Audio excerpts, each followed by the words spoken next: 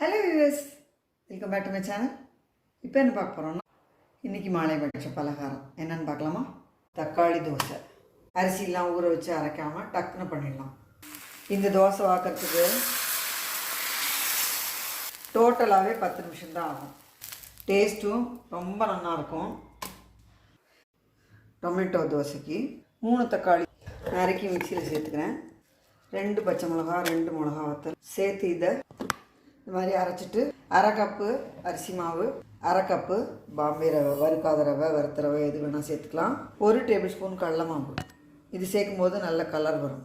இதுக்கு தேவையான உப்பு, 1/4 டீஸ்பூன் ஜீரகம், கொஞ்சம் பெருங்காயம், 1 டம்ளர் தண்ணி விட்டு இந்த மாதிரி பிளெண்ட் பண்ணி வேறு பாத்திரத்துக்கு ட்ரான்ஸ்ஃபர் பண்ணி மிக்சியில் 1/2 டம்ளர் தண்ணி விட்டு அலம்பி இதில் சேர்த்து நல்லா மிக்ஸ் பண்ணி விட்டு 5 நிமிஷம் இதை அப்படியே வச்சுட்டு அப்புறம் தோசையாக வைக்கலாம்.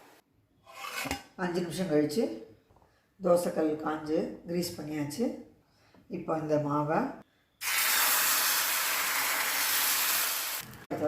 தோசையாக விட்டுக்கலாம். மேலாக 1/2 டீஸ்பூன் நல்லெண்ணெய். ஒரு பக்கம் வெந்ததும் திருப்பி போட்டு 1 நிமிஷம் போல் அடுத்த பக்கமும் வெந்ததும் எடுத்தால் நம்ம சூப்பரான இன்ஸ்டன்ட் தக்காளி தோசை ரெடி. அரிசிலாம் ஊற வச்சு அரைக்காமல் டக்குன்னு பண்ணிடலாம். இந்த தோசை வாக்கிறதுக்கு டோட்டலாகவே 10 நிமிஷம்தான் ஆகும். டேஸ்ட்டும் ரொம்ப நல்லாயிருக்கும். தேங்காய் சட்னி, கொத்தமல்லி சட்னி, நிலக்கடலை சட்னி எது வேணால் வச்சு சாப்பிட்லாம்.